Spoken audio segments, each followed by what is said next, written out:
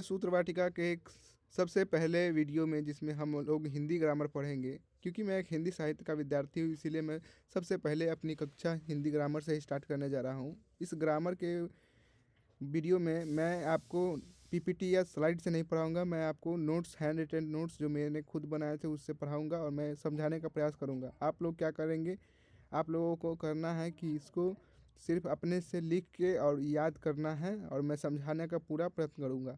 और जब भी आप भूलने जाएँ तो ये वीडियो खोल कर देख लें फिर से। तो चलिए स्टार्ट करते हैं।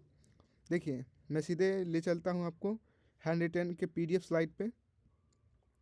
देखिए, ये मैंने अपने ही लिए बनाया था, मैं इसको समझाता हूँ आपको।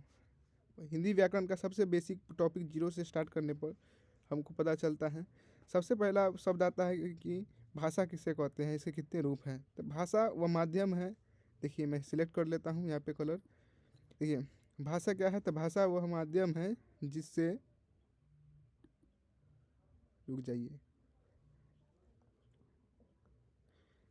देखिए मैं पॉइंटर से दिखाता हूँ आपको कैसे किया जा सकता है।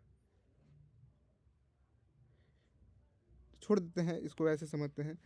पहला सवाल कि भाषा किसे कहते हैं, इसे कितने रूप होते हैं। तो भाषा वह माध्यम है जिससे मनुष्य अपने विचार और भाव को एक दूसरे पे प्रकट करता है, तो उसे भाषा कहते हैं। मतलब भाषा क्या हो गया, एक माध्यम हो गया, मीडियम हो गया, अपने अंदर का विचार है। जैसे कि मान के चलिए हमको खाना खाना है तो हम बोल के या लिख के या संकेत दे के किसी को बता सकते हैं, तो वही भाषा है। फिर दूसरा सवाल है इसके कितने भेद। तो इसके निम्नलिखित तीन भेद होते हैं। पहला होता है कथित, मतलब मौखिक।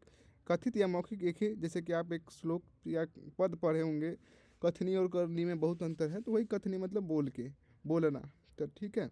लिखित मतलब लिख के बताना, संकेत मतलब संकेतिक। अब इसको ज़्यादा एक्सप्लेन करने की ज़रूरत नहीं है।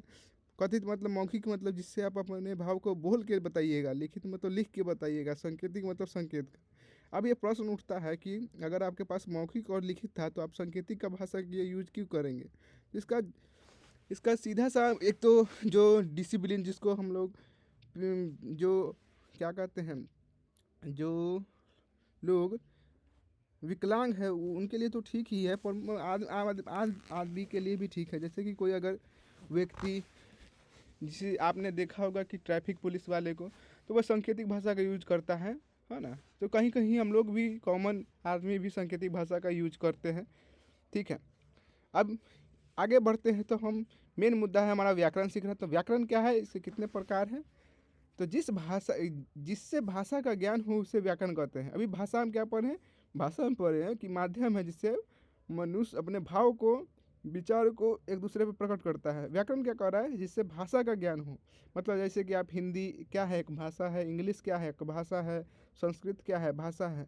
तो उस तरीके से जिससे भाषा का ज्ञान हो तो उसे व्याकरण करेंगे।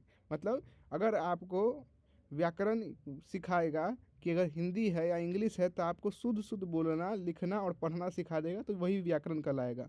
अगर हम इंग्लिश का व्याकरण पढ़ते हैं, इंग्लिश है कोई भाषा हमको सिखा रहा है, इंग्लिश कोई रूल सिखा रहा है, तो हम बोलेंगे कि वो इंग्लिश व्याकरण है। अगर कोई संस्कृत सिखा रहा है तो हम बोलेंगे कि वो संस्कृत का व्याकरण है। मतलब ये क्या है, तो व्याकरण कह सकते हैं आप, ये नियमों का एक सेट कह सकते हैं आप, rule of set of rule.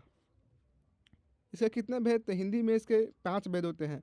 वर्ण विचार, शब्द विचार, वाक्य विचार, चिन्ह विचार, छंद विचार। अब मैं यहीं तक रहने देता हूँ, क्योंकि ये मेरा पहला वीडियो है, तो मैं शुरू शुरू में भी स्टार्ट ही कर रहा हूँ। अगर फिर समय मिलता है तो मैं वर्ण विचार पे आऊँगा। आज के लिए बस इतना ही।